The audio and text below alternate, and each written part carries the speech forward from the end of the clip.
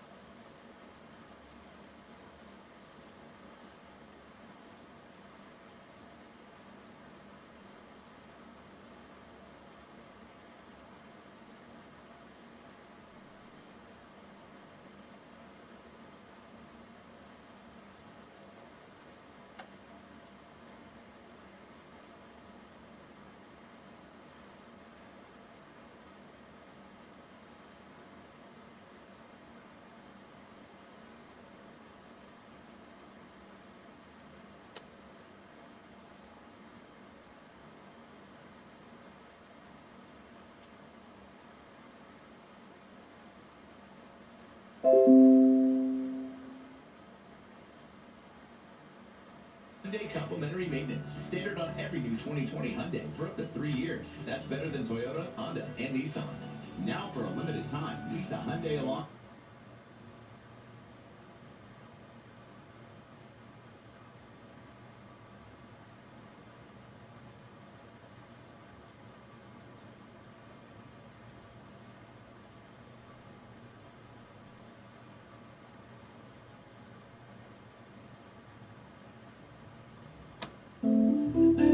Is ghetto, I wanna leave. Can you pick me up? I'm out on the street.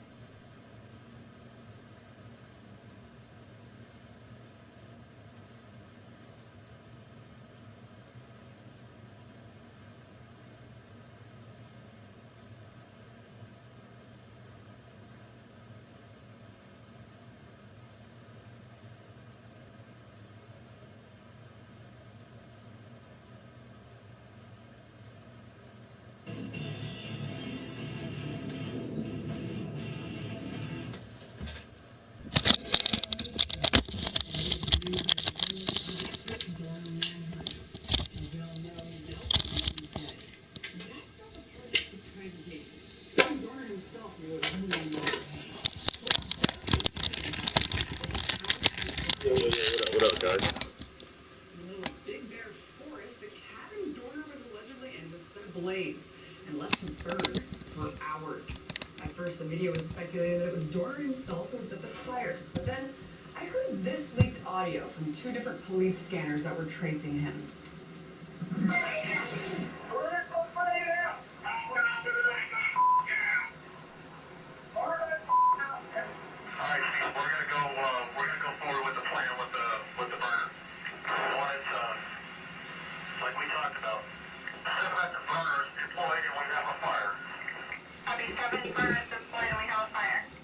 Yes, you just heard that correctly. Police saying burn it down, follow through with the burn order. I don't know about you, but it seems to me like the police set out to burn this man alive.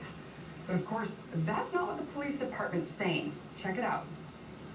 I can tell you that it was not on purpose. We did not intentionally burn down that cabin to get Mr. Dorner out. The tear gas canisters that we used, first off, we used a presence when we showed up. Secondly, we used a cold tear gas. Then we used, the next tear gas was that was pyrotechnic. Does generate a lot of heat. We introduced those canisters into the residence and a fire erupted. So what is really going on here, and why are people simply questioning the police line being attacked? To join me now to give his take is Max Blumenthal, investigative journalist and author of the recent alternate article entitled How Law Enforcement and Media Covered Up the Plan to Burn Christopher Dorner Alive. Max, thanks so much for coming on. Thanks for having me. So we just heard the audio, we heard what the police department saying. You outline it very well in your article, but what's really going on here? Well, I was listening to the police scanners at the time, so I heard them say, let's deploy the burners. I heard the open transmissions on KCAL 9 on Los Angeles that you played. Let's burn this MFer. They're basically saying, let's burn the suspect alive. So, you know, the San Bernardino County sheriffs are behaving like Groucho Marxists right now, because it was Groucho Marx who said, who are you going to believe, me or your 2 lying eyes? We know that they intended to burn Chris Dorner alive in the cabin, denying him any due process, or at least denying the possibility that he could have been taken alive. And by the way, this is a man who made serious allegations against the LAPD and could have testified to them. So they apparently killed him. I was listening at the time, and at the same time I was watching CNN, monitoring media, monitoring local newspapers like the Riverside Press Enterprise, like KABC, the local LA affiliate, saying that we will not tweet direct details of the standoff under the request of the San Bernardino County Sheriff. So I saw kind of a media self-censorship, and still we've seen no serious investigation by the mainstream media into how the fire was started. In fact, the Sheriff's Department has lied to the Los Angeles Times and claimed that there was a sustained firefight, a constant barrage of gunfire coming from Dorner. Now, I listened to those scanners, and the only report of any gunfire from inside the cabin was a single shot right after the burners were deployed, then ammo exploding inside from the heat, meaning probably Dorner had died and his store of ammo was blowing up. So they're lying and the media is not investigating, and I consider this to be a cover-up. Right, absolutely. You know, why, let's take it back to the live feeds and kind of that self-censorship. Why do you think that the media, you know, they were told obviously from the police, turn off the feeds, stop reporting on this. Why do you think they complied? Do you agree with that decision? Yeah, I mean, I haven't spoken to any of the reporters or editors who made this decision, but it seems to me there's a culture in American mainstream media of deference to power, and we can see it here at the Chris Dorner standoff. We can also see it in the fact that the New York Times and other major outlets held details of the legal memo that was leaked from the Obama administration detailing the Obama administration's secret assassination program, which has authorized the killing of American citizens. So we have a problem here that was exposed at Big Bear on a wintry mountain where Chris Dorner burned alive, of a culture of impunity among the police and a culture of deference to that culture among the media. No one really came out looking good from this. There certainly is a culture of cover-up, complicity with the media, deference to the political establishment, whatever they say. But what does this say about their complicity with the cover-up of this? I mean, and not only that, Max, but they're also going as far as to attacking anyone who's saying, look, obviously I heard the police scanner, they're saying let's burn this mother effer, they're saying let's deploy the burners, they're calling people conspiracy theorists, they're even saying, you know, you're a Chris Dorner apologist, a fan, if you're simply questioning what they're saying. What do you think about that? Yeah, you're referring to the website BuzzFeed, which is a major news blog, online news source, which has painted people who are raising serious questions about how Dorner was killed, conspiracy theorists, and sort of conflating them with people who are cheering for Dorner. And this is really disturbing and reinforces sort of the law enforcement status quo narrative, and ultimately reinforces the police culture of impunity, thereby putting Americans in danger. So I think these people, you know, who are trying to marginalize people like me who just simply listened to the transmissions, listened to the police scanners and heard what was clearly a plan to burn Dorner alive, as conspiracy theorists are doing a major disservice. But, you know, I really think it's up to the mainstream media, especially the LA Times, to investigate what I consider to be the central story here, which is how that fire started. And they're not doing it. I was on HuffPost Live yesterday with one of the LA Times reporters leading the reporting on Dorner, and he promised to get to the bottom of it. I've seen nothing so far, and I've seen nothing to challenge the lies of the San Bernardino Sheriff's Department. So this is just, it's just a very dangerous scenario. Right, and I mean, even if one reporter says, you know, he's committed to find the truth, of course, the top-down establishment of that organization might prevent that from happening. But I wanted to talk to you about just the overzealous response from the get-go. I mean, almost launching surveillance drone, gunning down 2 cars on mere suspicion, and now, you know, burning alive a suspect in a heavily forested area, letting this fire blaze for hours. What do you think about this overzealous, aggressive response just to find one person? Well, I listened to the scanners as the sheriff's deputies who had surrounded the cabin and isolated the media from the area carefully managed the fire. They had clear details, I think through remote-controlled reconnaissance vehicles that initially ripped down the walls of the cabin, on how the fire was progressing. And they understood that it had burned down the first floor, and then they wondered if Dorner was hiding in the basement, so they wanted to make sure it would burn him there if he was hiding there. They wondered what materials the basement ceiling were made out of, etc. And they were deeply worried that this fire could spread into the surrounding woods. I mean, if this had been summertime in LA, I could pretty much guarantee, because I lived there for 5 years, there would have been a wildfire. What it reminds me of, and the sheriffs were lucky this time, is the bombing of the MOVE compound, the radical black nationalist cult in Philadelphia, by the Philadelphia Police Department in 1986. They dropped C4 on a row house in West Philadelphia and burned 65 other row houses in the area. It was just a huge disaster. And so we just see the police culture of impunity and recklessness playing out again and again. This is just a window into something that people in Los Angeles and people in the inner city have to deal with every day. And the media, with its dereliction of duty, is allowing it to essentially continue unchecked. Absolutely. Thank you so much for coming on, shedding a light. We definitely need to keep asking questions, demanding answers. Max Blumenthal, investigative journalist at Alternet. Thanks a lot.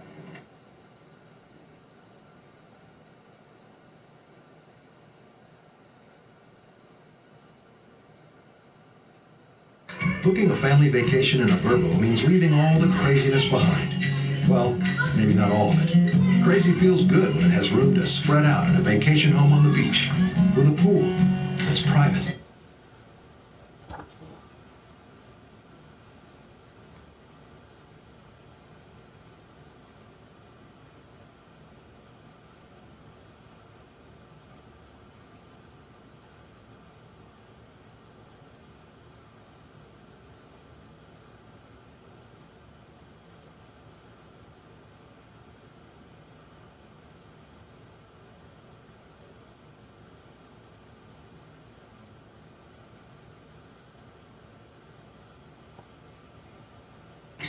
Welcome to CGTN. Great to be here. Let's start by talking about Trump's impeachment. The first president ever to be impeached twice. And I guess the more important question is really his possible conviction, because according to New York Times and Axios and multiple sources, saying that Mitch McConnell is even likely to vote to convict Trump, which means other Senate Republicans might follow suit, which then means Trump could be removed from office. What do you make of the fact that it's only now that the GOP establishment decided to move away from Trump? Part of this has to do with the long-running civil war within the Republican Party that has carried on for decades. And you have the corporate, white glove patrician wing, the country club wing of the Republican Party versus the far right of the party, which has traditionally advocated a more abolitionist foreign policy and tougher policies on the border. Pat Buchanan has been one of the intellectual leaders of that wing. Trump emerged from the latter of the Republican Party, but has managed to unite the party through tax cuts and by rolling over in many cases when he was pushed by the corporate wing. Now you have a situation where a violent mob of extreme right-wing militia members, white nationalists, egged on by Trump, actually went to the Speaker's office. Mitch McConnell sees that Trump, like a mafia don, has sent a mob after him, and he's not going to be very positively inclined to the president this time when impeachment is brought to the Senate. But this is also about that civil war within the Republican Party, where you have a wing of the party that is more aligned with the establishment, which wants to take out because of the threat he represents after he leaves the White House. And only by impeaching him can Donald Trump be prevented from running in 2024 or be sufficiently discredited to the point that he can no longer command these mobs and this Republican grassroots that he has been able to reach, unlike any Republican leader in modern history. So Max, you briefly touched upon the MAGA people and the white nationalists and those right-wing fanatics, Trump supporters. To what extent do you think these people can represent the 74 million Americans who voted for Trump in the last election cycle? Well, I've been covering the Republican grassroots throughout my career in journalism, which spanned almost 2 decades now. And I've found that at the real grassroots of the party, people think and behave very much like the mob that we saw on Capitol Hill. And through the effects of social media and conspiratorial thinking, the QAnon conspiracy theory has been very effective, and the presence of Trump representing a singular charismatic figure, feeding the mob and the Republican grassroots on the myth he represents. For the first time, the United States is confronted with the reality of the Republican grassroots, which is representative of the 74 million people who voted for Trump, but who took actions that I think a majority of those Trump voters, who include a large number of suburban small business owners and people who are simply repelled by the Democrats because of their multicultural politics, that majority is frightened by the actions they took, but participated in a political project that took us to this place. Can you fill in the blanks for me? Trump will go down in history as? No. I'll give it a shot.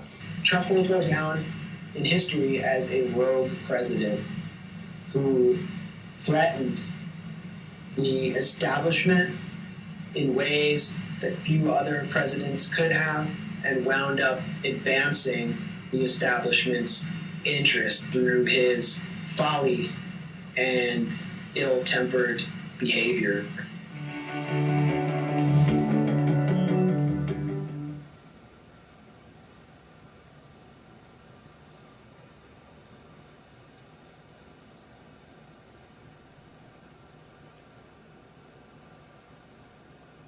Welcome to the New America Foundation. It's our pleasure to welcome Max Blumenthal to discuss his new book, Goliath, Life and Loathing in Greater Israel. Max is a journalist who's written for a variety of publications, the New York Times, the LA Times, Daily Beast, The Guardian, and so on. Also the author of the 2009 book, Republican Gomorrah Inside the Movement That Shattered the Party, which was a New York Times bestseller. And Max is going to talk about the big themes and stories in his book. And then I'll engage him in a bit of Q&A and then throw it open to your questions. Thank you, Max. Thanks. Is this? That's on. Yeah. You guys hear me okay? Inside? Yeah, look, I'll stand and deliver like Edward James Olmos. Thanks a lot, Peter, and thanks to the New America Foundation and to Anne-Marie Slaughter. I know she can't be here now, but I appreciate the opportunity to talk about this book and have this discussion here. And I think I forgot to bring my coffee, which I need. This desperately. I was actually kind of hoping if the event wasn't going to be canceled that it could at least be pushed forward, because I'm kind of a night owl and I wanted a few extra hours of sleep, but that was a joke. I want to start the talk actually by discussing the issue of speech suppression around this issue, just really briefly. I understand there was no effort to, there has been some kind of effort or complaints about my presence here and throughout my book tour. There have been attempts to shut down various events that I appeared at, all of which were rejected and rebuked. Someone named Naftali Bennett just spoke at the Brookings Institute, and there was no effort to prevent him from speaking at the premier think tank in Washington. And I don't really know if there necessarily should be, even though Naftali Bennett recently endorsed a decision by the National Civil Service Administration of Israel to bar religious Jewish women from volunteering in hospitals after 9 p.m. for fear that they would date Arab doctors. This was a decision made under pressure from the anti-miscegenation group Lahava. And Bennett, who is the economics minister of Israel and the head of the pro-settler Jewish Home Party, which advocates annexing 60% of the West Bank and depriving Palestinians, occupied Palestinians, of citizenship, consigning them to Jordanian residency and permanent fifth-class status, was welcomed at the premier think tank with very little outcry in Washington, D.C. So there's definitely a double standard and a disturbing wind of repression. We also saw it recently when Harvard's Hillel House banned the former Speaker of the Knesset and the former head of the Jewish Agency, Avram Berg, barred him from speaking for their audience. Apparently, Avram Berg was too controversial to hear from. A student at SUNY Binghamton, who was a member of the Hillel House at his university, was ousted from Hillel for attempting to host Iyad Bernat, the Palestinian filmmaker, the Oscar-nominated Palestinian filmmaker, for attempting to host a Palestinian at this discussion. A children's art exhibition of children's art from the Gaza Strip was shut down in San Francisco after a campaign of suppression from the local Jewish federations. And these enforcers actually celebrated shutting down an exhibition of children's art as if they had achieved something, some kind of pro-Israel victory. Anshe Chesed, which is a synagogue in New York, recently shut down a panel on Israeli democracy that was to have included J.J. Goldberg of the Jewish Daily Forward, who has attempted and completely failed to savage my book, who is a former Israeli member of the Israeli border police. Not exactly someone you would describe as a delegitimizer, but even this discussion was too much to host at a premier conservative synagogue in New York. Tribe Fest, the annual gathering of the Jewish federations, ousted a group of young Jews who attempted to discuss human rights violations in the occupied territories, called Young Jewish and Proud, barred them from appearing at its annual conference. And then there is the situation inside Israel where journalists like Uri Blau of Haaretz have been prosecuted for revealing illegal assassinations carried out by the Israeli army. There was this week a request by the Israeli police for all Israeli media to provide all photographs of the protests, which I'm going to discuss later against the Prover Plan, the plan to remove 40,000 indigenous Bedouins from their homes. There have been attacks on NGOs in Israel, human rights NGOs, including mainstream human rights NGOs like Peace Now. There have been attacks on the New Israel Foundation, attempts to paint them as anti-Semitic. These attacks have been carried out from the heart of the Knesset. And for Palestinian journalists, the fate has been much worse. Palestinian journalists in the Gaza Strip were assassinated in a car marked with the letters TV on top of the car during the November 2012 escalation because they were affiliated with a Hamas-run TV channel. They had no operational involvement in terrorism. And when the museum in Washington attempted to recognize them, along with all of the journalists around the world killed in the line of duty, including journalists who worked for Syrian state TV advancing propaganda for Bashar al-Assad, pro-Israel groups, discourse suppressors moved in to scrub their name from the ceremony. And Richard Engel, the NBC bureau chief, when he spoke at the ceremony, would not condemn that. He would not condemn that in any explicit terms. Al-Watan, the Palestinian channel in Ramallah, has had its offices raided and is unable to get its equipment back from the Israeli army and therefore is unable to broadcast outside Ramallah. So I understand this kind of repression on a very intimate level through my reporting, and I'm not surprised by it based on what I saw in Israel-Palestine, but I am impressed whenever anyone stands up to this suppression, as the New America Foundation has done, and as many other groups that have hosted me on my tour have done, and have given people the opportunity to hear my reporting and hear my ideas, and to engage with me, and to criticize me. And so I want to talk about that reporting. I want to talk about this book, which I wrote, which I started writing in 2009 after Israel elected the most right-wing government in its history. And this book is a portrayal of Israel-Palestine during the culmination of a transitional phase, which began at the end of the Second Intifada with the rise of a regime of hafradah, or separation, unilateral separation imposed on the West Bank and Gaza, which drove bellicose and even anti-democratic attitudes in Israeli society as Palestinians essentially disappeared from Israeli life.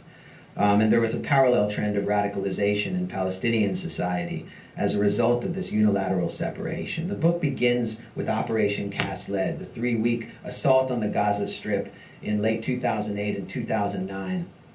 And right as we speak, the Gaza Strip is plunged into darkness. The situation has not really changed. They've had blackouts for a month. Their main power generator, which was destroyed during this assault, along with 80% of all arable land in the Gaza Strip, along with the American University, along with the Islamic University, along with the Sawari chicken farms, was destroyed. During this destruction, Israel was carrying out national elections. And the war drove the elections and helped drive the right-wing trend, as 95% of Israelis supported the war during its first week, including the Meretz Party, the most left-wing party on the Zionist spectrum. Daniel Bartal, who is a political psychologist who I interview in my book, he's a world-renowned figure because of his work on trauma studies, and specifically on how prolonged conflict has impacted the Israeli psyche, and who did the most extensive survey on Israeli attitudes after and during Operation Cast Lead. And Akiva Elder, the Israeli journalist, summarized his findings. Israeli Jews' consciousness is characterized by a sense of victimization, a siege mentality, blind patriotism, belligerence, self-righteousness, dehumanization of the Palestinians, and insensitivity to their suffering. The fighting in Gaza dashed the little hope Bartal had left, that this public would exchange the drums of war for the cooing of doves.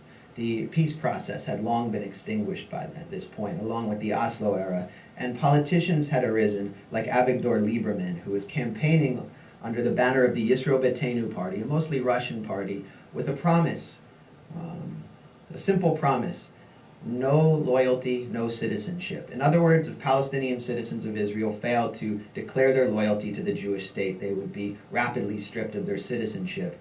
And removed through various sundry means.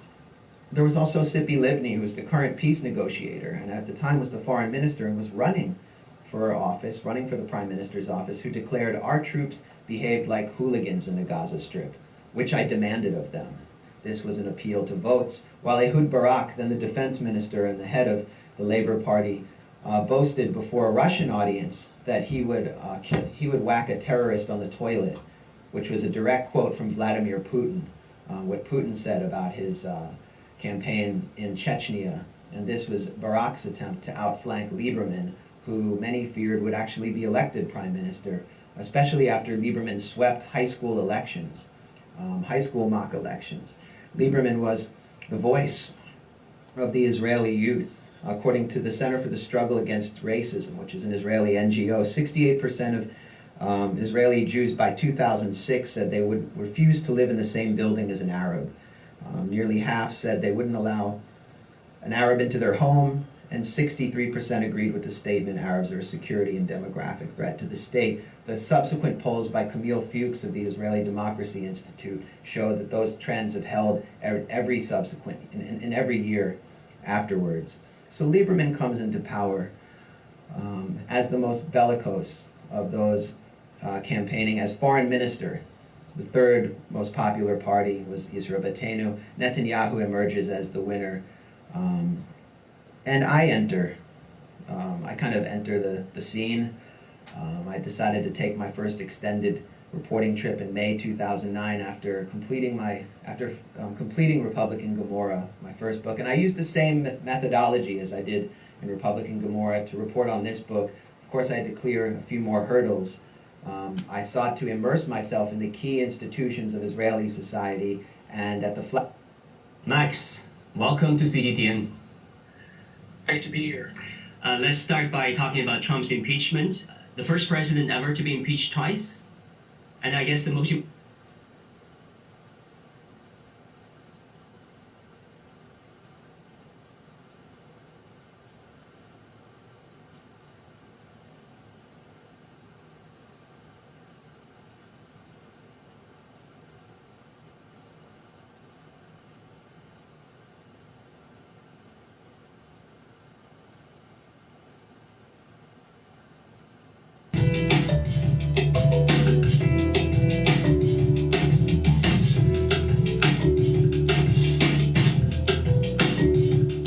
Welcome back to New World Next Week. I'm James Corbett of CorbettReport.com.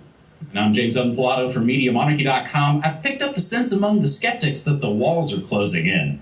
We've got that story plus the domestic terror trap. But first, China Xi warns Davos World Economic Forum against new Cold War. Chinese President Xi Jinping warned global leaders at the all-virtual Davos Forum against starting a new Cold War and urged global unity in the face of the coronavirus pandemic. Having largely curbed the spread of the pandemic within its borders, Xi wants to position China as a key player in a new multilateral world order as the U.S. remains crippled by the pandemic on purpose.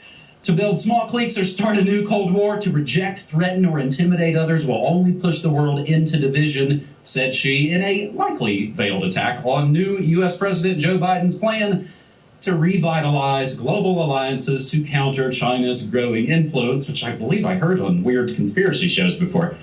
How Biden decides to handle the mounting tensions posed by China's rise will be one of the biggest strategic challenges he faces. Busy mishandling several urgent domestic crises, Mr. I Wrote the Patriot Act did not participate at Davos and tasked U.S. climate envoy John Skull and Bones Kerry with representing Washington.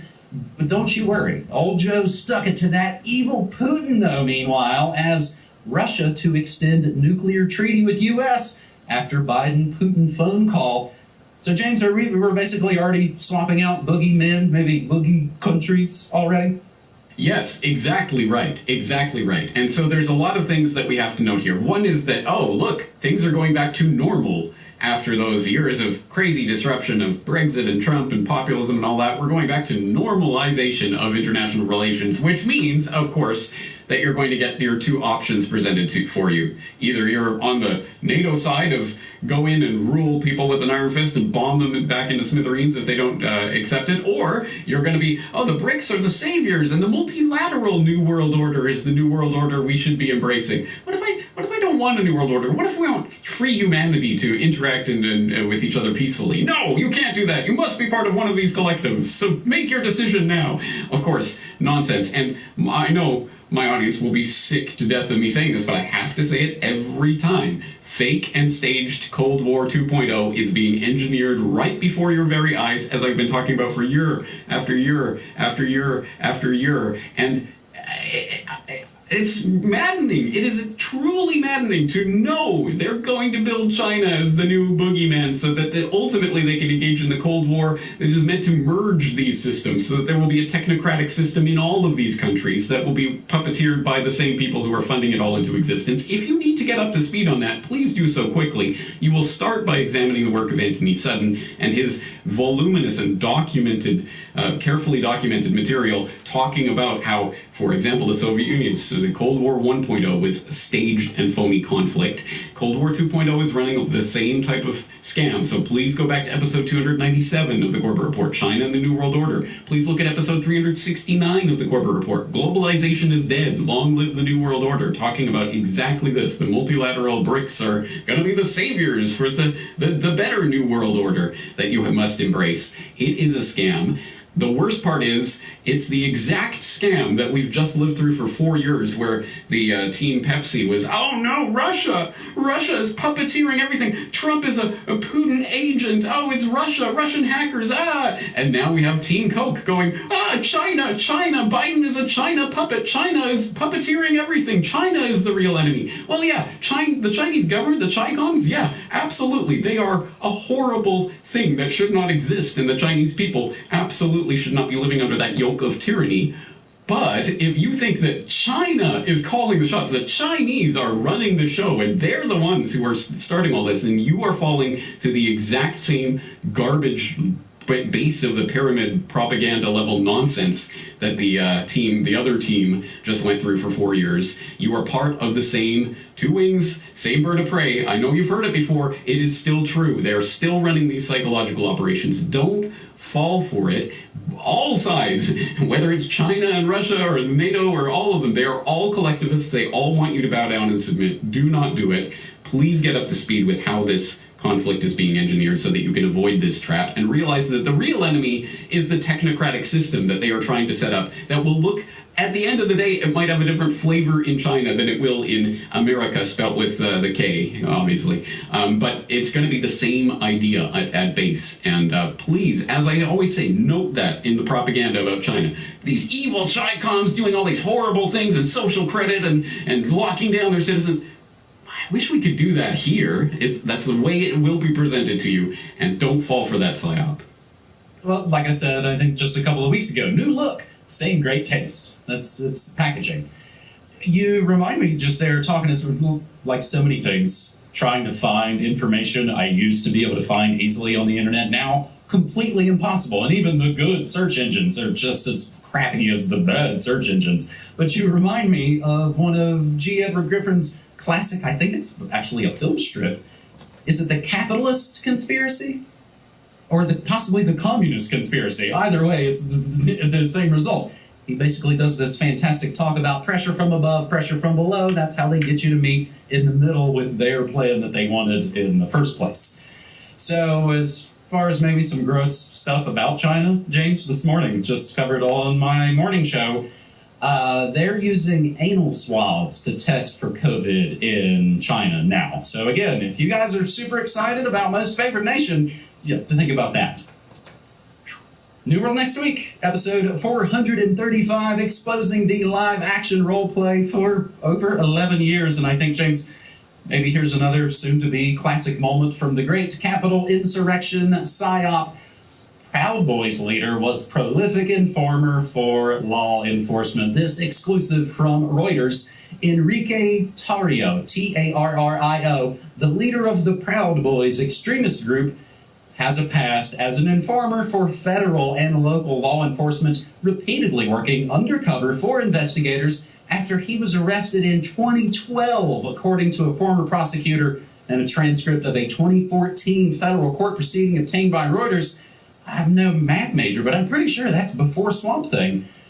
In the Miami hearing, a federal prosecutor, a Federal Bureau of Investigation agent, and Tarrio's own lawyer described his undercover work and said he had helped authorities prosecute more than a dozen people in various cases involving drugs, gambling, human smuggling.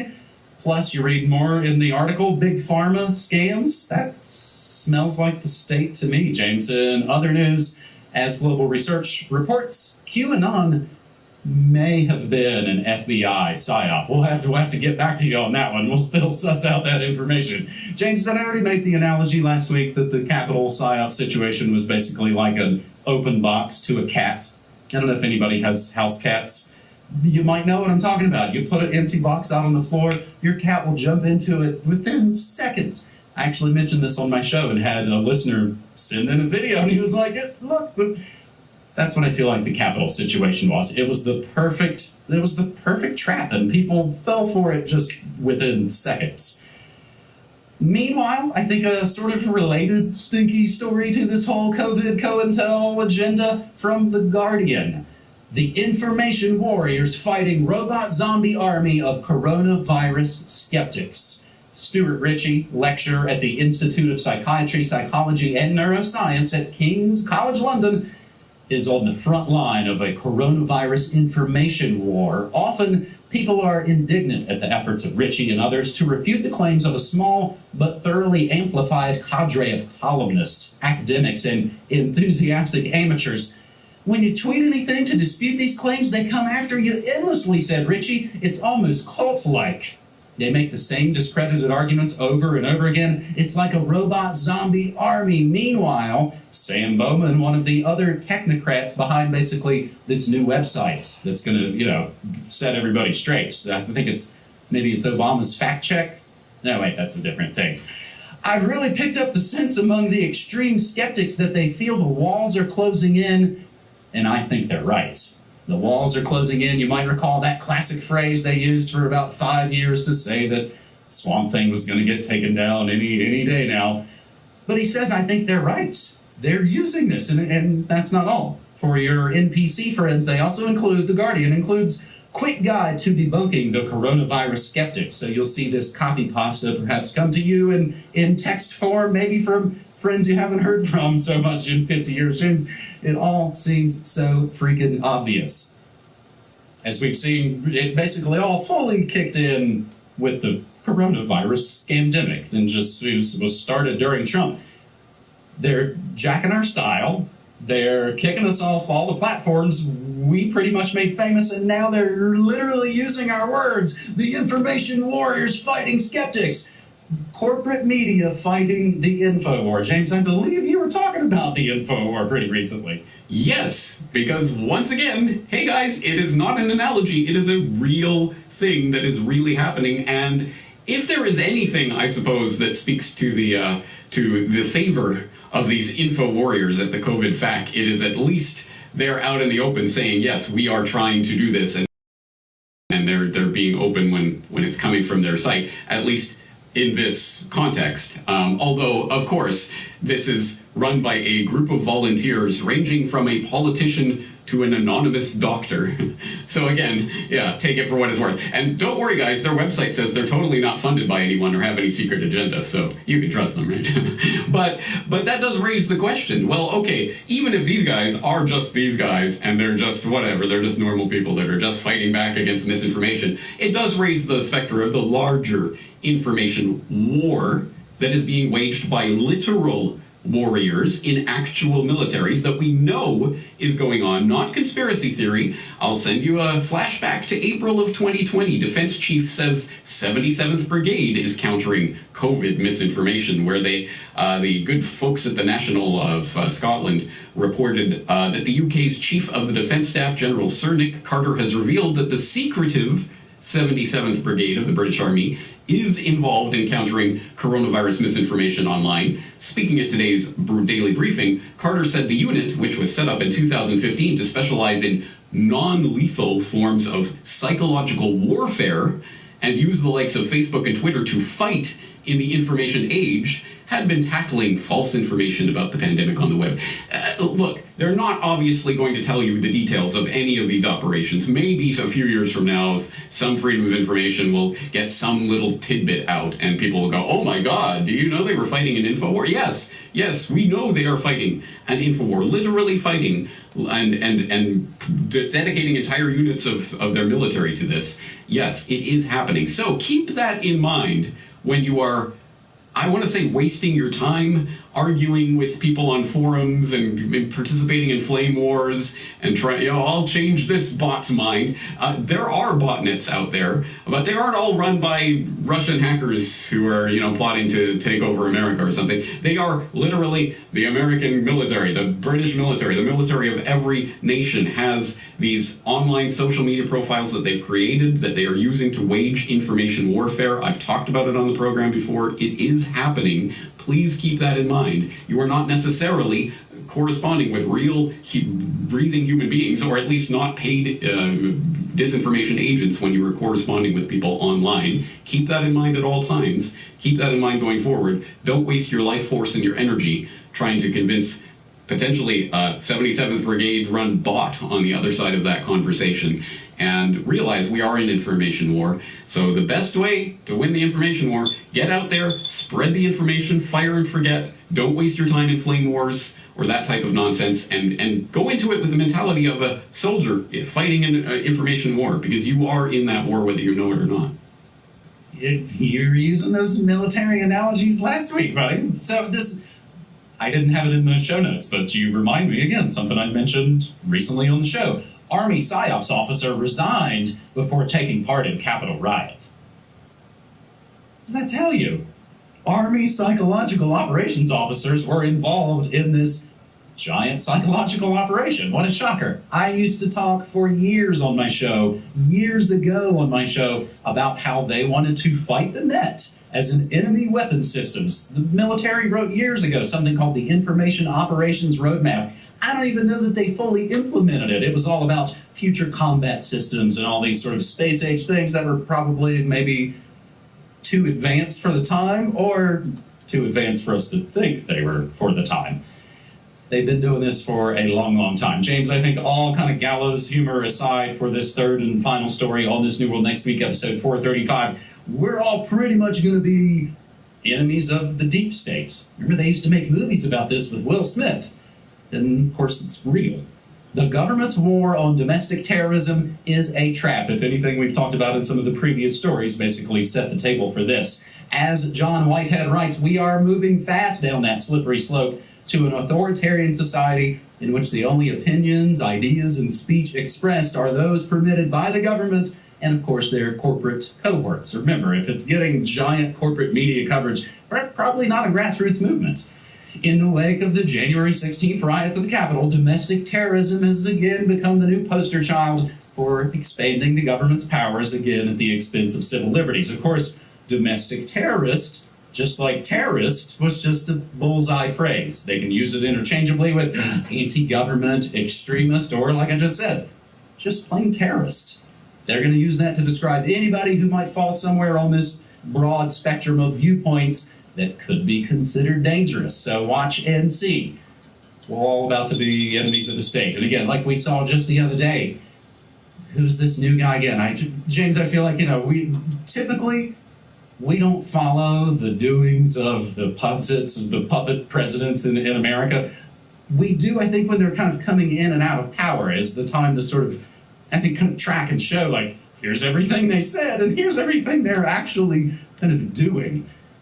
we're all pretty much going to be enemies of the state. So watching everybody cheer over the My Pillow guy getting, James, I don't know if you knew this, the My Pillow guy got kicked off of Twitter because of wrongthink, I guess. And everybody cheers, not thinking that's going to come for you as well later when you least expect it. In a deja vu mirroring of the legislative fallout from 9/11 and the ensuing buildup of the so-called security state, there is already again a growing demand in certain sectors of the government to be given expanded powers to root out domestic terrorism, Constitution be damned. If this all is already a test of Biden's worthiness to head up the American police state, he seems ready and super excited. As the Jacobin writes, we should be very worried about Biden's domestic terrorism bill.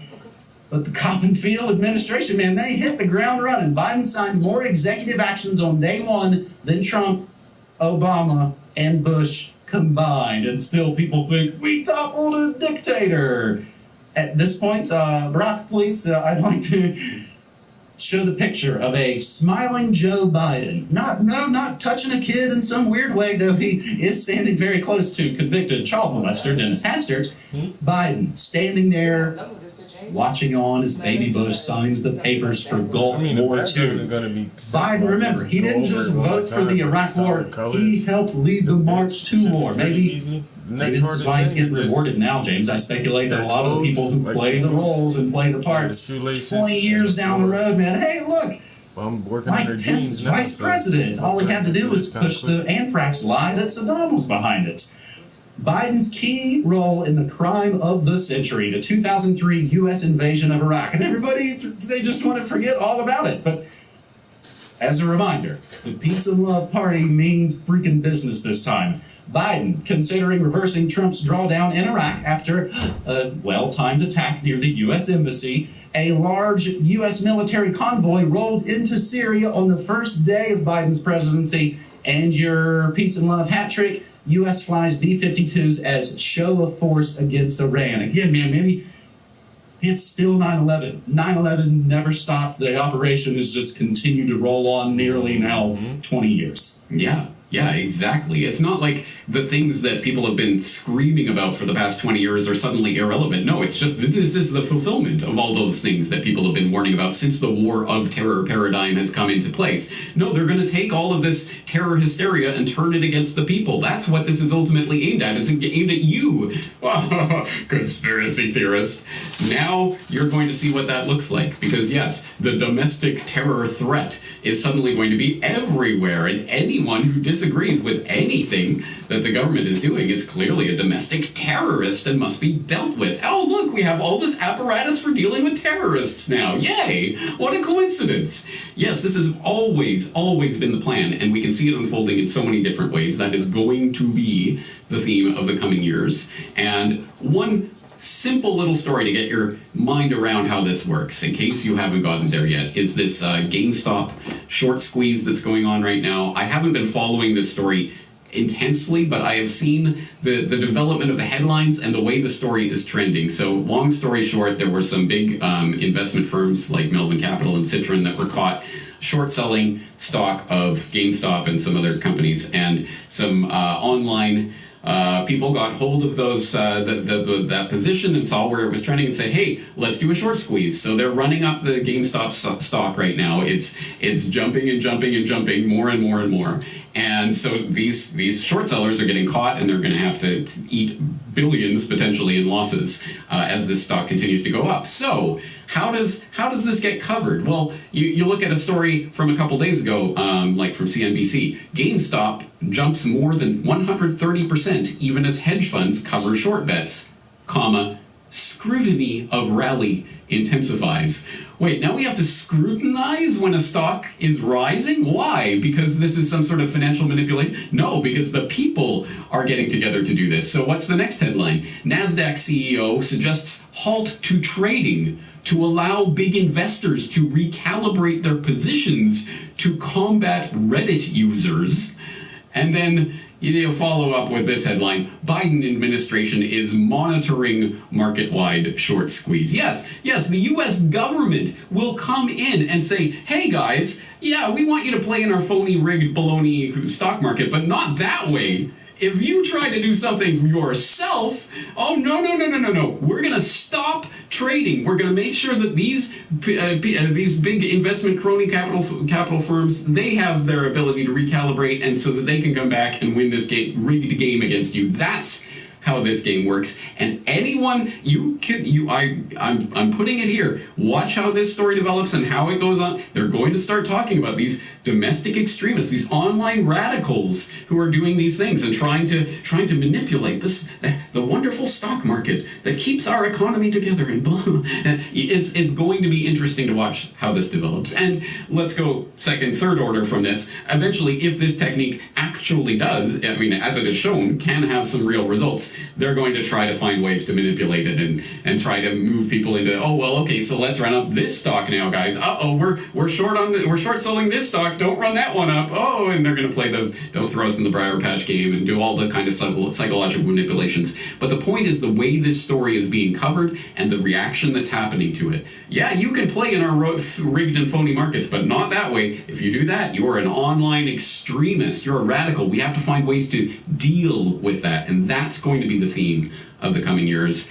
Get ready for it, folks, because it's coming. So be prepared mentally to be called some sort of online extremist, some domestic terrorist, because it's coming. And you're exactly right. Everyone is cheering on. Oh yeah, they took down another person from the tweeter. It's coming for you. And we shouldn't be caring too much about what's happening on Twitter or whatever they call it, because it doesn't matter. But the way they're framing this matters, and the way they're going to come after you with everything they have, the entire apparatus of the war of terror is coming against you. Remember years back, there were attempts at this to, I believe it was something to do with JP Morgan and silver. This was like a Max Kaiser thing where they was basically going to kind of screw JP Morgan by, again, making them cover their shorts. I don't think that was very successful. This was obviously very successful, which is why immediately, of course, the new head of the Treasury Department, the former head of the Federal Reserve, who has said, we're going to start watching for these cryptocurrencies, and we're even going to ask you about it on your theft forms.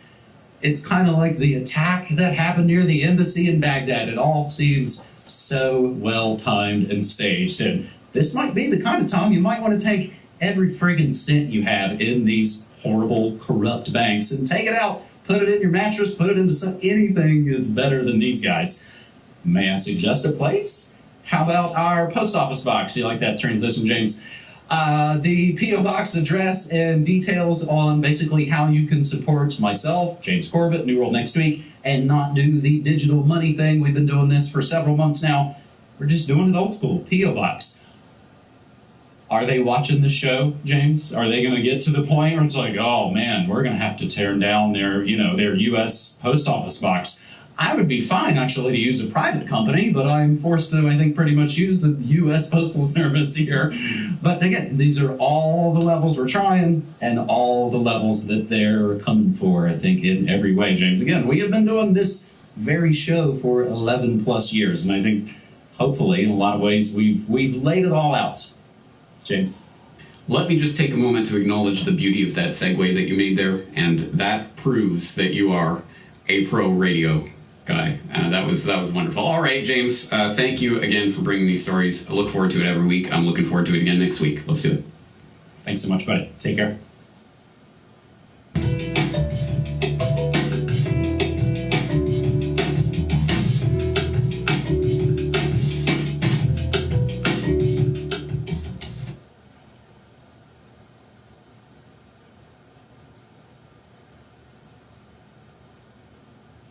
Man said, yeah, I tuned in the other day, man. I'm on the other side now. What the fuck happened? That's what he said. What's going on? That shit don't look right no more, man. Don't let you listen to Benito Mussolini, who knew a thing or two about fascism. He said that fascism is the merger of state and corporate powers. Now, people will deny that, and they'll say that's not exactly what he said. But if you really look into it, that's what he said.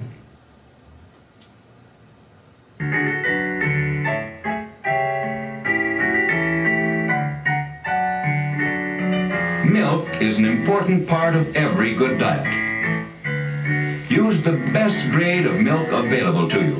Disease may be contracted through drinking unsanitary raw milk.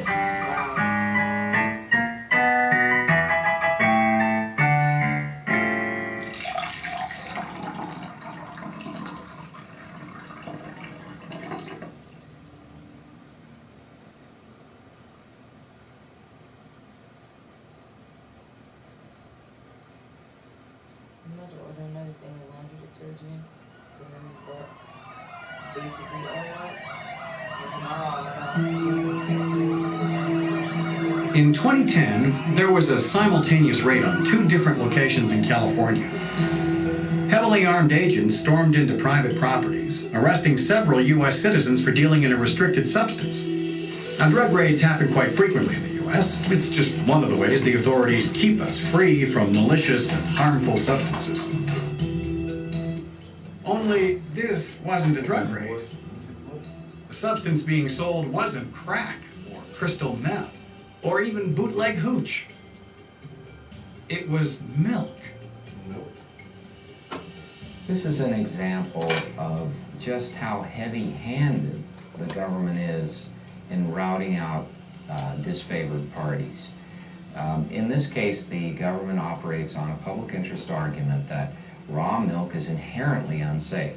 It is a breeding ground for bacteria, and because it is not pasteurized, the argument is it carries with it an enormous increased risk for consumers, such that it shouldn't be available. This is the position of the Food and Drug Administration.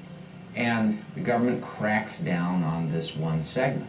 And they do so with brute force, sending in stormtroopers, essentially, and shutting down the milk plant in its entirety and confiscating all of the milk, regardless of whether it's contaminated or not.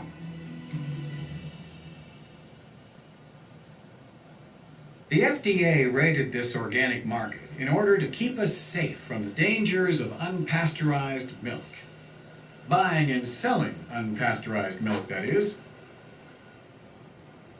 They have no problem with you drinking raw milk if, say, you find a stray cow on the way home and decide to milk it yourself. But a reputable farmer trying to sell some to willing customers, that's a big...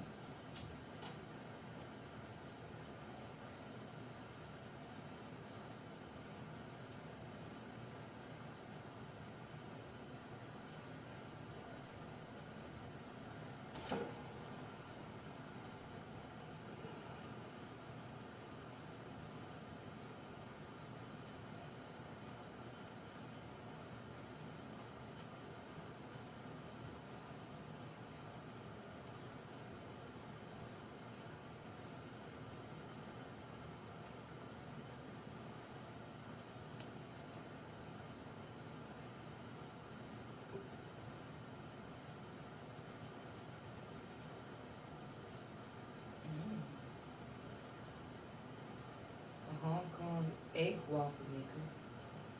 Hmm? It's like a little egg shape, but it's for waffles, I guess.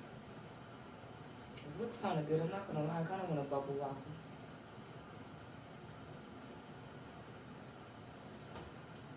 Hong Kong egg waffle. All their stuff is like so fluffy. Yeah, like that shit, yeah, like soft. There's like souffle cakes and shit.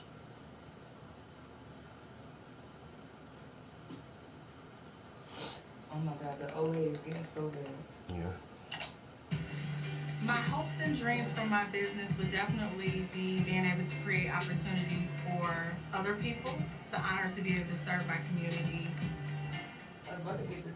What exactly did this external review find then, Tom? Because it seemed to conclude that a lot of money went from one individual to another, but maybe that was at a distance from Apollo. Yeah, exactly. It was a really fascinating and probably the most detailed look we ever had at Epstein's business arrangements. So exactly what the report said was, as you say, Leon Black paid something like $158 million to Epstein over the course of 2012 to 2017, and that was basically for his personal tax affairs. So Leon Black was a fortune of about $10 billion. and a law firm saying the reason he paid Epstein, as you say, a convicted paedophile, $158 million was because he saved Just them looking about at this shit on $1 Amazon, a billion beer can opener, tax charges. and they got. So, you know, the report made clear it's called a hot air popper, and it's a little machine and it pops the popcorn. But it's like, why would you buy that? Obviously, it's kind of. So you can make popcorn in a stove, you can make it in a microwave, or you can buy like a little popcorn machine. But why would I just buy a little like portable popcorn popper? That's like crazy. Unless you're, I guess, a popcorn from that. Tom, to me, Yeah, away from you got some people just like. and away from I got my mom a portable smoothie. the headline should be like Leo Black paid Jeffrey Epstein $158 million for services over 5 years as like a tax advisor. I mean, this is a story of a U.S. billionaire paying a convicted sex offender hundreds of millions of dollars. I mean, with the lending, it brings in $200 million into Jeffrey Epstein. And the report found that he visited Epstein's home in New York multiple times and his other homes around the world as well, in order to, like, what, cut his tax bill by $1 or $2 billion, which even that strikes me as a I thought he was concern. going to say like 1 or 2,000. Yeah, I mean, look, the U.S. tax system does not command this at all. Well, the fact that someone Yeah, but why would a billionaire even need to cut their taxes? You're a billionaire, bro. Just pay the fucking money up. Because they're selfish. To enable that.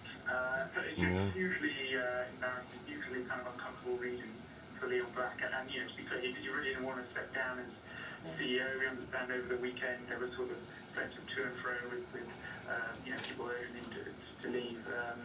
So, yeah, no, it's an extraordinary story, and, yeah, as I said, you know, no one comes out of it looking good, and, you know, that $158 million, $200 million with lending basically kept Epstein in the lifestyle he became accustomed to, which is always one of the great mysteries, like, how on earth did Epstein get so rich? And it appears, you know, one of the ways was he was sort of, you know, aggressively helping people with their tax schemes.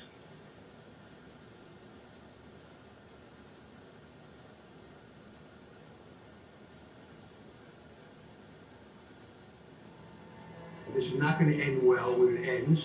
And the bigger question is, when does it end? Are those Redditors heroes? Are they villains? They're just people. It's nothing short of remarkable. Hi, welcome to another episode of Cold Fusion. The world is indeed a strange place these days. It seems like anything can happen. In early 2021, a viral battle erupted in the most unlikely of places, the stock market. It was publicized as a conflict between investors on the internet and large hedge funds. But what's the full story, and what consequences will we see? It all started in September of 2019, when an armchair investor by the name of Keith Gill noticed See that man be in the goddamn gym? He sat down at his computer, signed into YouTube, and started talking about what he saw.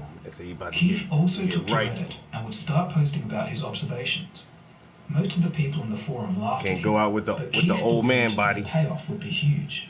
Nobody at the time understood what he was doing, but his decision would set in motion one of the most insane moments in financial history. It would bring multi-billion-dollar hedge funds to their knees and spark a social uprising between the public and Wall Street. Sit back and relax as we uncover the story of how one Reddit user kicked off a revolution that rocked the financial world. You are watching Cold Fusion TV.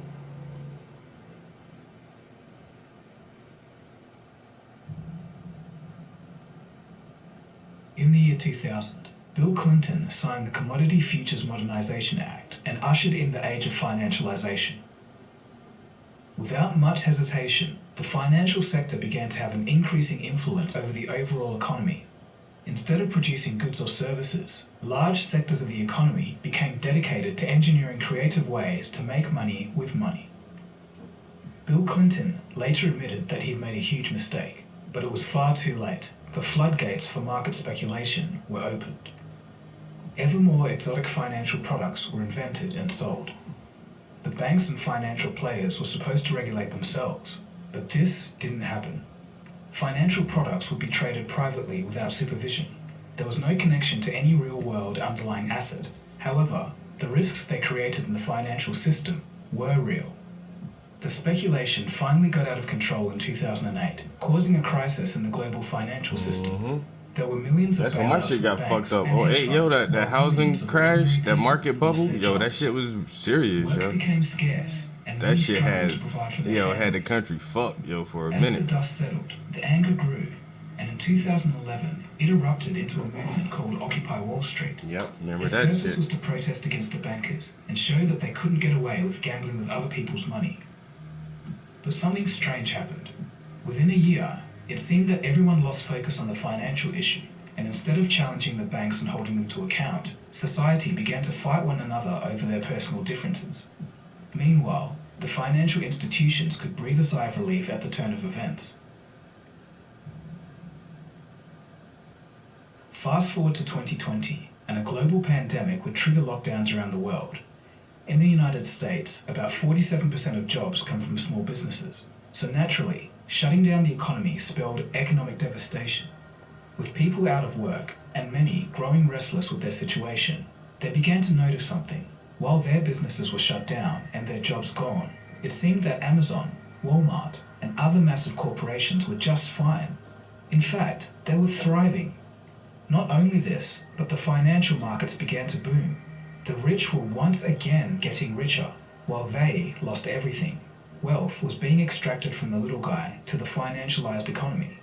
With jobs gone, nothing to do, and only limited government support in the form of stimulus checks, the stage was set for a revolution against the financial institutions. In 2012, 30-year-old Jamie Rogozinski would browse a forum called Reddit from time to time. He had made some extra cash at the time while working in Washington, D.C. So, Jamie had the idea to gather a community around investing. He would start a subreddit called Wall Street Bets in order to do this. For the first few years, the Wall Street Bets forum only managed a few thousand users. Then in 2019, some brokerage giants eliminated trading commissions for their apps. They made trading free and accessible. In a moment, retail investing exploded onto the scene. The number of Wall Street Bet subscribers quickly grew past 500,000, then 1 million during the crash of March 2020. By this time, the community had taken on a mind of its own. Jamie, the original forum's creator, voiced his concerns that it was spiraling out of control and deleted some moderators as he saw fit. He was met with backlash and was ejected by other moderators. This was now bigger than Jamie. In a statement to the Wall Street Journal, Yo, you on a no-fly list on the internet, man. They watch you too close, man. While all of this was going on, a user They got you flagged as a troublemaker. was keenly studying something he'd noticed. He said, I tried to join.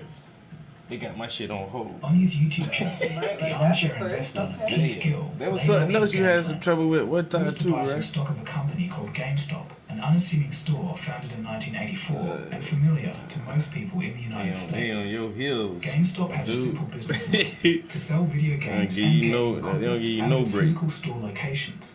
Naturally, this model became less lucrative as more gamers moved to online purchases. It seemed that GameStop was on the ropes of facing bankruptcy. So why did Keith want to buy such a company? Oh, I remember. Yeah. He used to go by Blunt Mover. Put his shit on hold for a minute. Let me figure something out real quick. They had a lot of cash and could pay off their debts, and the company could recover just with some good management. On his YouTube channel, Keith would prove his points with evidence. He was reading blogs, press releases, seeking alpha articles, company notes, and more, all to make his case that the stock was actually undervalued. For example, he knew that new gaming consoles were coming out soon, and this would be great for GameStop sales. He also... I don't know why. I just told you why. You flagged, my dude. This is... Yo, Clubhouse is a brand new platform. It ain't like you been up there and then did something and got banned and... Yo, they already... They heard about you, man. They done caught wind. I remember I was kind of rambunctious in 9th grade. I went to 10th grade. I went to math. First day of class. I said something. I was like, hey, yeah, my name's Travis. And the teacher said, "Oh, I've heard about you, Mr. Prince." I was like, "Damn. Where?" That's how Clubhouse is with you, bro. It's like, oh, I heard about this nigga. I heard about this nigga. Yo, put him on hold for a minute. You gonna let him in? We gotta let him in, cause he ain't break no community guidelines. We gotta let him in, but put him on hold for a while. Maybe he'll just go away. Maybe he'll just forget about it. Tell him it's under review.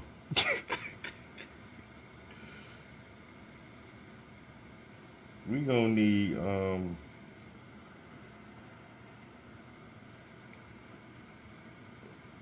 need some recommendation letters from you, man. You got 2 people who recommend you to come on this platform. Mm-hmm. They can't be relatives or people you have worked with.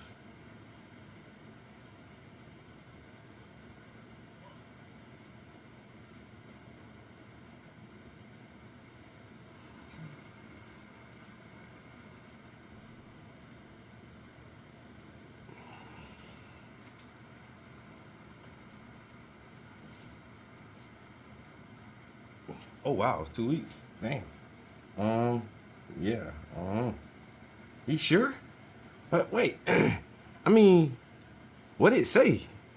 Cause I just joined. It's like make a profile. It's like, okay, boom, profile made. And I don't know. It never said like, oh, you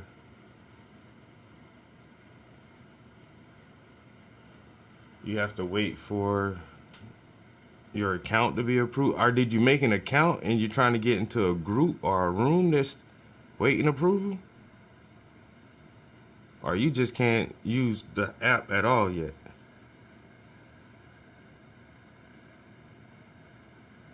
So that shit is so new. I mean, I never had. Man, my girl downloaded it at the same time and set our shit up at the same time. Like, I don't know. It ain't never been like, oh, give us a minute to approve your account or whatever.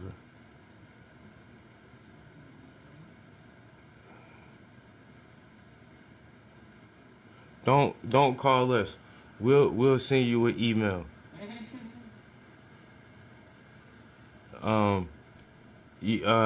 And if you don't see an email in a couple of days, check your spam.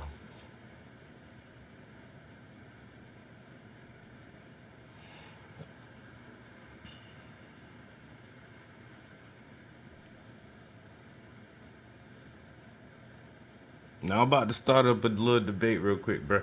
I need your input on this too. I know I just want to ask different people, different age groups, and I know you're a little bit older than me. So now,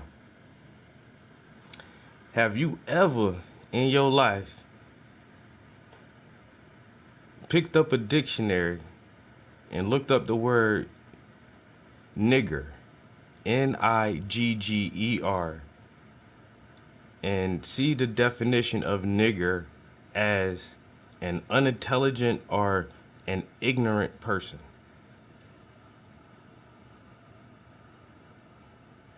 Have you ever heard that as the original definition or the original meaning of the word nigger? Have you ever seen it in print, like printed in a book, in a dictionary, written that way?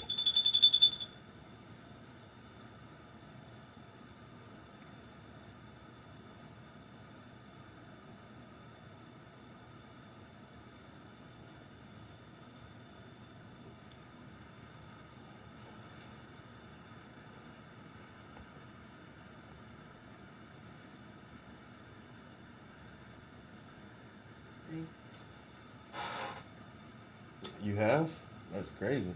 Thank you. Okay, because I was just going to shut up for a minute. I'm telling you, I'm not saying it's right, but like, I remember people saying it, and then I remember reading it too. Like, not just hearing people say it.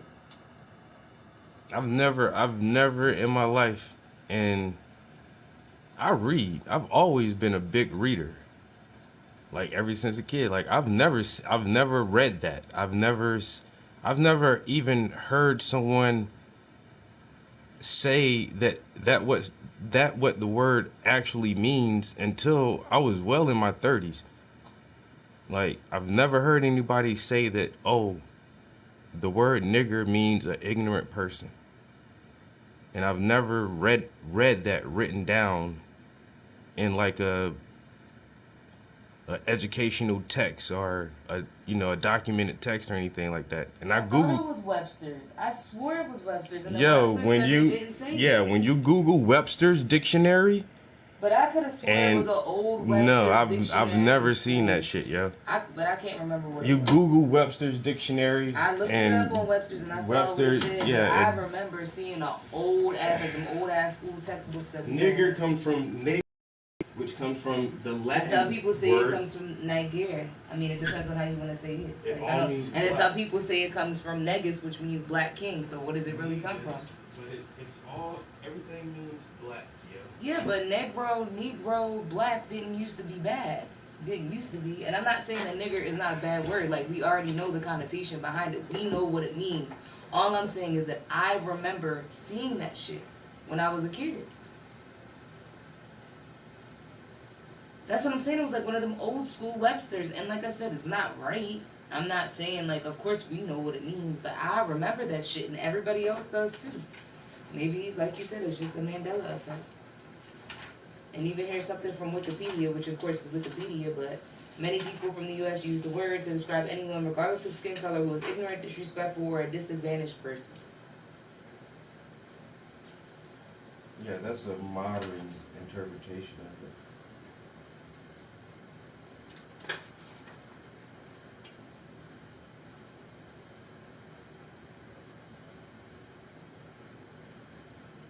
I have a old ass Webster's right here, and this it's not even in here.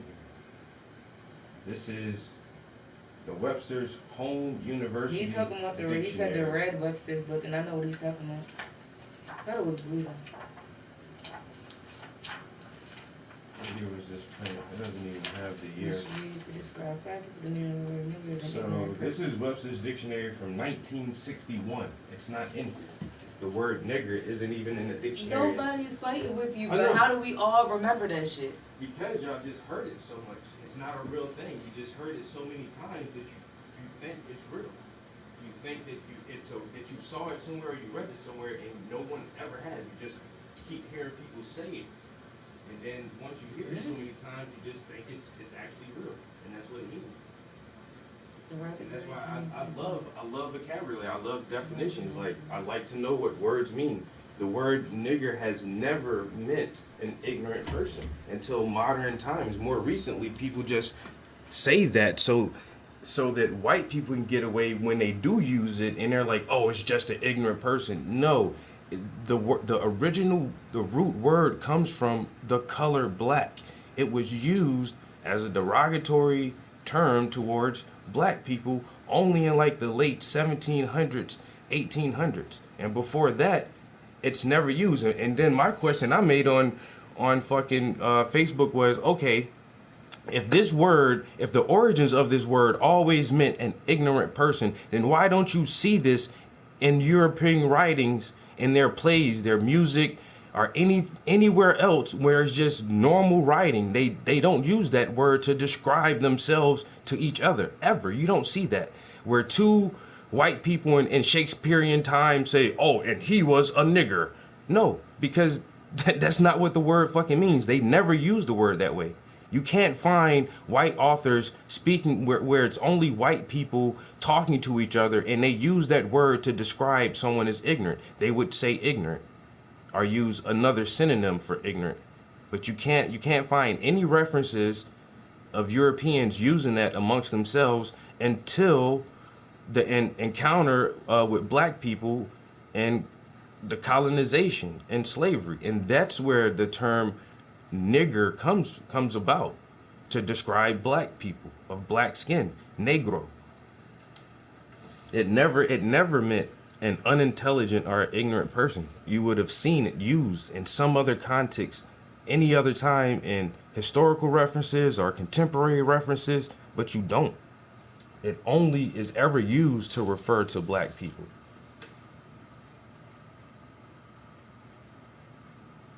Nah, I don't think so, bro. You can't. Yeah, I'm telling you, if somebody pull up can find a book, a page with pages. Okay, so let's look at where Negro and Niger comes from. It comes from the word Nigrum, which means black, dark, and or unlucky. That's once again that adding that unlucky. That's from like that comes with Europeans, and they started using like black magic and black male and dark. I mean, the word this and Nigrum dark came that. before those words. So dark, because Nigrum was like it said pepper Nigrum, so maybe that's what it came from. Yeah, and from luck color. and luck is And something then it that's said unlucky. It's still a negative connotation, but all Yeah. we're saying is that there are different definitions. This is LatinDictionary.net. Yeah, This is a and- Latin dictionary. That's why I went and looked it up, because the etymology matters. Where did the word come from? So that's all I'm saying. I remember that shit. I'm not saying it's right. I agree with you 100%. and I unlucky remember doesn't that mean ignorant though. shit. But okay. It is once again, it still doesn't have even the root word still doesn't have anything to do with Just ignorance. like how Or the word translated over time. Just like how it wasn't bad in the beginning and then it changed. Shit changes. Words change. The connotation changes. That's all I'm saying. If it comes from the word Nigrum, we always take it back to, it comes from Negro. But then, okay, well, where does that come from? no, Negro comes from nigger. Nigger was an older word than that, so we're not going to call him Negro. But then, well, Negro. And again, we know that there's some fucked up assholes. We know all of that. I'm not fighting that. But all I'm saying is, I remember that shit. Negro comes from Negroid, which is the subgroup that we're supposed to be, like Asiatic, Negroid, Caucasian, or not, well, the Caucasoid, and then you get Caucasian from Caucasoid, and you get Negro from Negroid.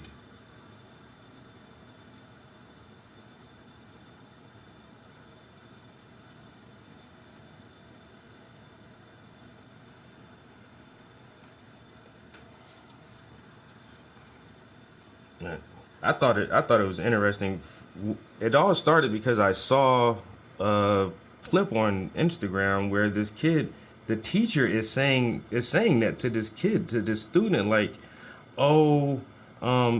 slaves never got whipped, and the N-word. What does the N-word mean? What does the N-word mean? It only means an ignorant person. That's all it means. And I'm like, what the fuck? Like, no, you're wrong. No, she's wrong. And then once again, if you just the first Google search you come, if you just Google the word, like spell it right, like nigger, nothing about ignorance comes up. You have to like look into some alternative dictionaries or something else. And once again, you go to Webster's, and Webster says this shit is a fucking myth. It was never used as any other way. We don't know where this myth comes from. We don't know how it. All of a sudden, people just start saying, "Oh, it means an ignorant person." And it's like, no, that's not true.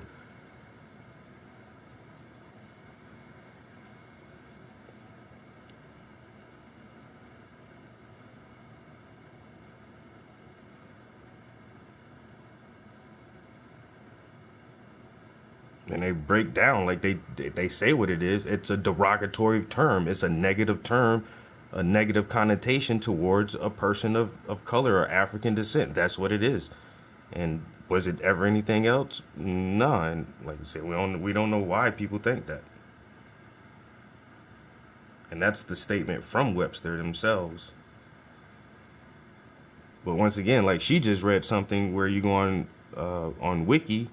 And then Wiki has a more up-to-date version that, you know, says, well, it can mean an ignorant person.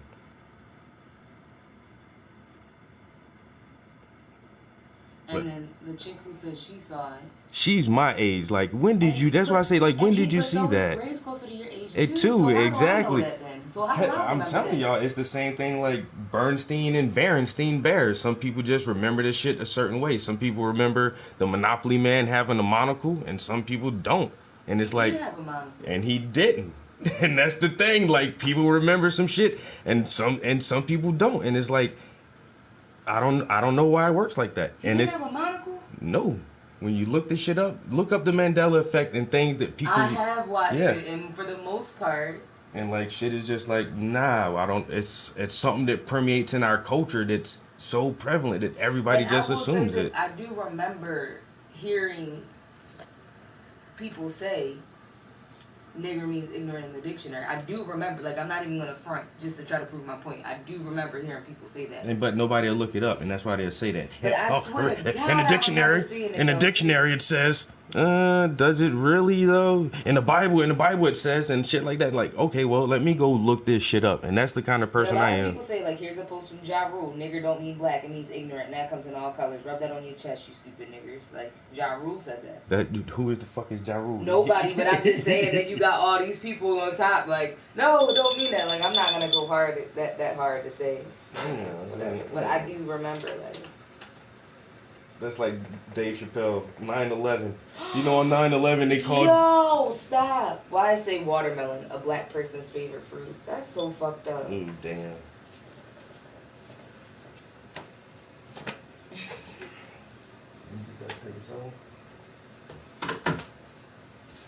Melanin, white person's favorite wannabe drug. Yeah. If I can, I don't know. I got another dictionary somewhere. Like I said, I love old books, so I have the dictionary is from 1960 something, and it's not even in there. They didn't even print it in there at all. Maybe because it's such a derogatory term. Like, and if it only in 1968 when that dictionary was printed, if nigger only meant an ignorant person, I'm pretty sure they would have printed it in there like that. So now definitely want to keep looking.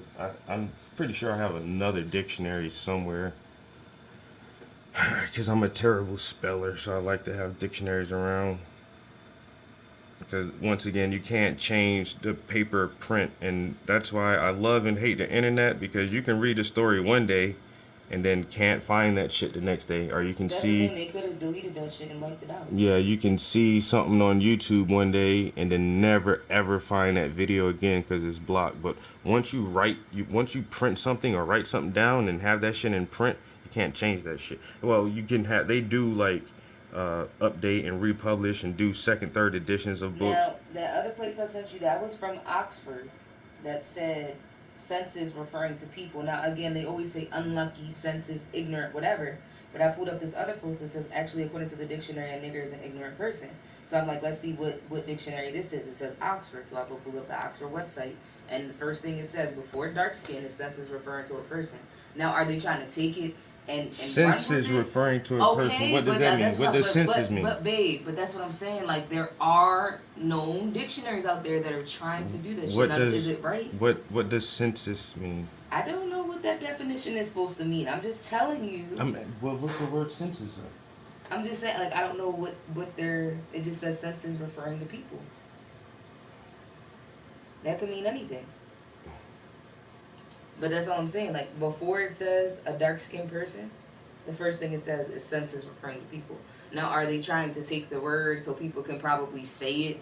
Yes, I already know that. But that's all I'm saying is, like, even on this fucking Oxford English dictionary, the first thing that comes up, senses referring to people. Does that mean an ignorant person?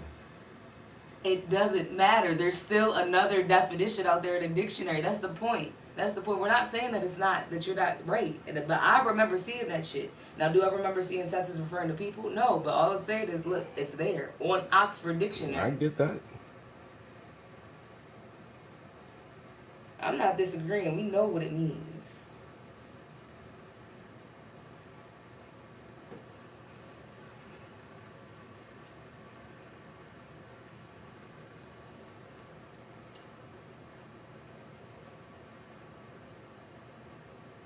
And then you go on here, lexico, a contemptuous term for a black or dark-skinned person. Yeah, speaking with contempt, negative, malice, a bad thing. Yeah, we get that. I think we understand. They changed it to be politically correct. You clearly remember, I clearly remember. That's all I'm saying. Maybe we tripping. We might just, it might have just been a glitch. Y'all tripping, y'all. Nobody never find Everybody else remembers it but him, but we're the one that's tripping. I get it. You still can't find that shit like in a legit dictionary. The dictionary definition on Oxford, the first thing is not even the actual definition. I know that, but I'm just saying the first thing that comes up is not what you're saying it is anyway. So I can still argue. It's the second thing, right? Yes, but the first thing still says something else, and that's the point. Nobody's arguing with you that nobody's saying that it's right. Nobody's saying that the word is cool. Nobody's saying that that's not the connotation. What I'm saying is it is against you, both of you guys' arguments. It's never been printed that way. No matter how much you look it up and Google it and can find it in the digital space of different ways, if it's the first or second definition, it's never been printed in a book. That's what I'm saying. I have never opened up a book and turned the page and read it. And I don't think anybody has it. I've never seen that shit printed in a book that way. And once again, all these dictionaries online, they're constantly updated. So yeah, they're gonna have multiple definitions for the words. In modern terms, like bling can mean so much more now than when it first came out. You know, bling is synonymous with jewelry or jewelry. When I can imagine a time before when you said bling, you didn't automatically think about a gold necklace with a Jesus medallion on it. And so you can find tons and tons of updated definitions of these words, but my whole thing was that shit has never been in print. Webster never printed it out saying that, oh, that's what it means, an ignorant person. Oxford New Standard Dictionary never had that shit in print in a hardback dictionary that said, oh, a nigger is an ignorant person. That's just something we've come up with recently. And yeah, you can find that shit online everywhere, but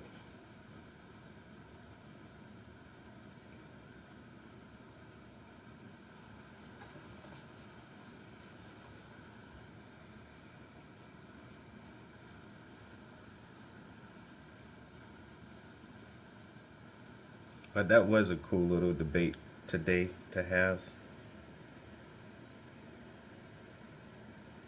But then for the teacher just to tell the kid like straight out, like, I don't know, lady.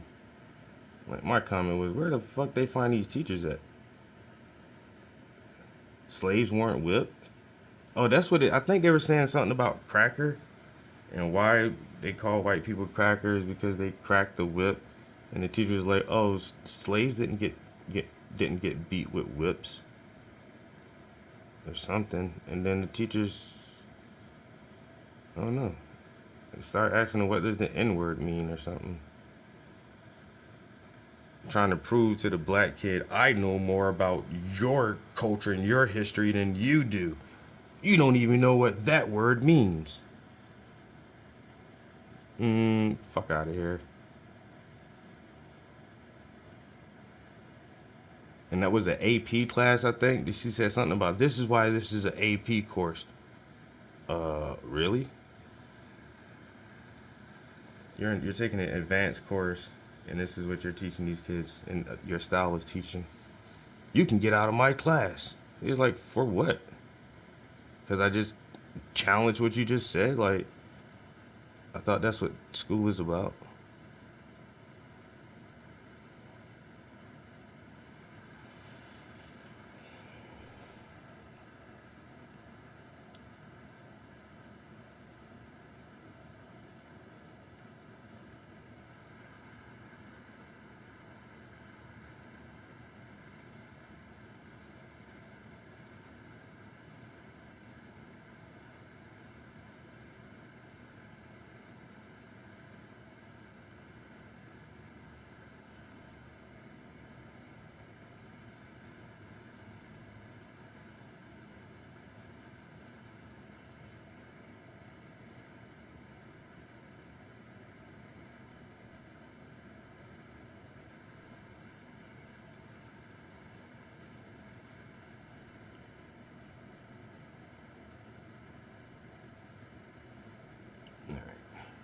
I forgot what we was listening to now. How long you been here, babe? An hour and 40 minutes. Alright, almost at 2 hours. But you already started cooking though, right? I have to make the salmon, but it's not gonna take long and stuff. I know I smelled something. Yeah, I made asparagus and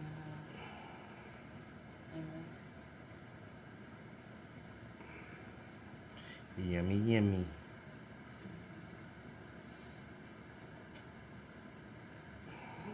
tan, so it's kind of mushy. So I took some of it and made like asparagus mush, like a little mashed asparagus. That shit was actually surprisingly good. I put that to the side for myself though. And I took the rest of them that were like actually still in one piece and popped them in the oven so they could, you know, dry up a little bit. That's I don't know. I use the asparagus in the can, just like you say. It's Just, not good out of the no. can, but I mean, honestly, we just had broccoli last night. Yeah. And I need to go vegetable shopping, so it was like. And that's why I don't buy it like that no more. Like you say, when we was at Wegmans, you seen them nice fresh asparagus that just look so good and Yeah, crispy. we should have just got it. I don't even like right? it like that, but I know you do. Yeah, when them shits, some fresh asparagus, yo. Yeah, I just don't like a lot of it. But like I said, that asparagus mush, whatever, I don't know what the fuck to call it. Asparagus mashed potato. That shit was like really surprisingly good. I mean, it's all the same. It's just mushy, Asparagus paste. basically.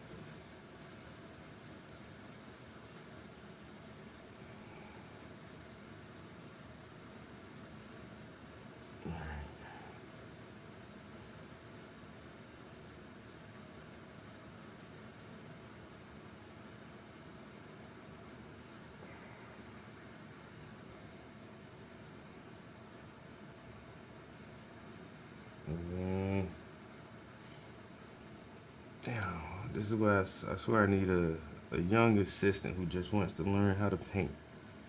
Oh, wow. I put 2 hours in and look, man, hey, finish this part up for me while I go eat my dinner. Come back, better not fuck my shit up, yo. Yeah, I could be your assistant, but then I want to be available to go cook dinner. Exactly. So I need to get me a nice little intern, show him the ropes, and slave the shit out his ass. Clean my brushes. This is what you call clean? Look at this paint. All this paint still in this brush, man. You know what? Never be a You're true getting another artist. 30 hours tattooing. I swear, yo. You'll never be an artist like this. Have him do all my underpaintings. More. It's $4.27. And then,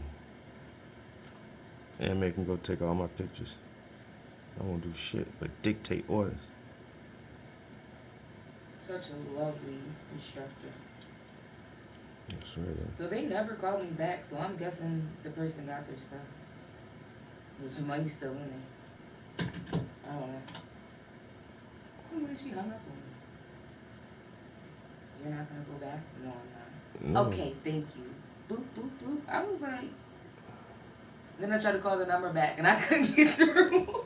It's like, oh, yeah, you broke tough knowing I can't call your ass back. I told the customer, we have problems with this shopper a lot. Yeah, tell him that. Sorry. That's why I was pissed. Oh, no. Well, she dropped it off at our friend's house. Right. I'll run right down the street and get it. Oh, when you type the address in on the maps, it does bring you somewhere else. I'll go there and see if it's there. I cannot find my there it is. I swear. And that sounds like I had no problem with any other customer. I'm not trying to hear that shit. Alright, I'm gonna do a little bit more on these jeans. I gotta scrape off this section and put some more, put some white paint on here. Oh man, we did a surf and turf again last night, bro, with some damn, what we had? Some lobster tails and some steak. Oh, why I say shrimp? Because I had seafood pizza. Oh yeah, she had some seafood pizza. And you had crab soup earlier in the day. Sushi? Oh yeah, I went out for sushi. And but that steak, yo, I don't know what was wrong with me, but I was so hungry, yo, this morning. I ate my lunch like 10 o'clock. I see. And I thought when I asked you if you wanted breakfast, I thought you were gonna be like, no, I'll just have my shake. But you ate your breakfast before you left. Yeah. What pumpkin? You was up. Yeah, I'm gonna go get started on dinner. What's up? Well, I finished dinner. Ow! You always attacking me. I was gonna pull the camera back and chat for a minute. Lord. La la la la la. Sugar book. A sugar book. Yeah, I don't know why my camera wouldn't flip around for the past couple of days, but tried it today and the camera just flipped back like normal. Oh, I think I just saw that.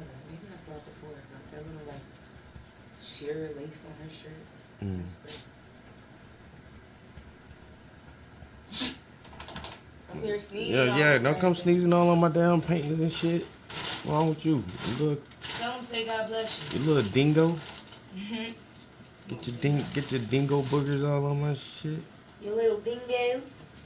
I ain't got nothing for you. It's candy. You can have it.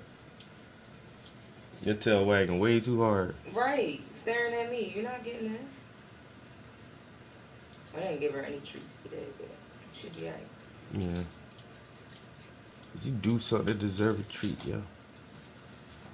She was good when I left her. She the best little guard dog, though. Anything she hear outside, she go running to the door, ready to terrorize something. She was good today, though. I left out to go get Barlow's, and I left her out to see what she was going to do. I mean, I closed the doors, but she was good. She didn't get on the sofa or nothing. She normally don't, but every now and again, she just do some dumb shit. Her little doggy instinct be kicking in. Alright, I think I'm at a good little stopping point. I mean, I really like how this painting is coming out, yeah. Yeah, this was a good one. And I really realized that, like, even though it's gonna look the same, my picture can really come to life on the canvas, like. Yeah. That's why I tell people it's all about the picture you choose, yo, because some pictures don't look good on canvas and some pictures will turn out as a pretty good painting. Like, that's a good picture of them, but, like, I'm amazed at how good that shit looks on the canvas. It's, like, extra good. Thank you. Keep up the masterpieces. Great work. Smoke time. Put your late time. Yo, Boozy, what a doozy.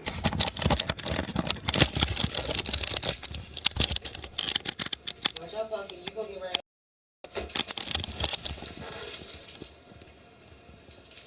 So why are all of these pink? Because it was a pink pack.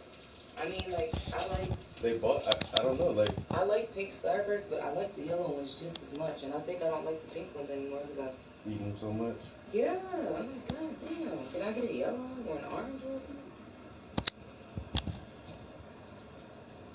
You cannot have this, but Got the jewelry blinging, bling bling.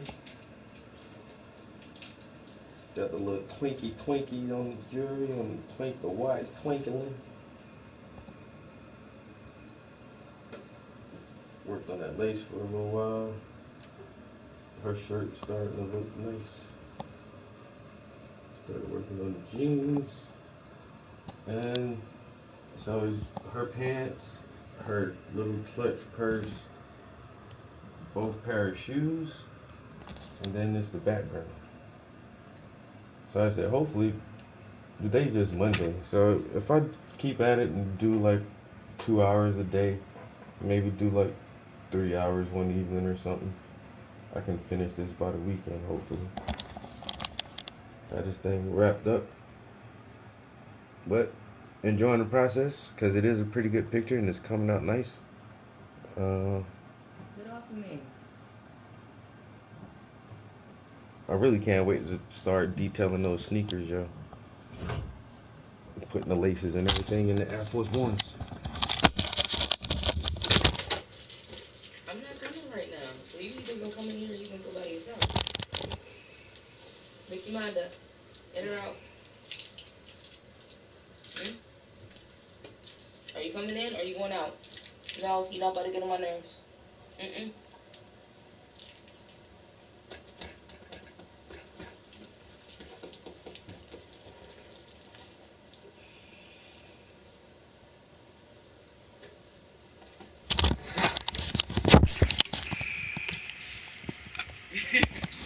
So dirty.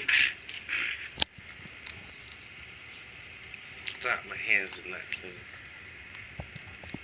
You gonna eat some pink? Get your stinking ass breath.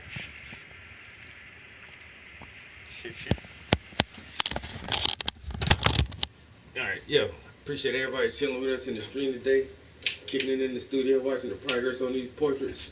You know what I'm saying? These masterpieces coming to life. This is a commission that I'm working on for a friend of mine.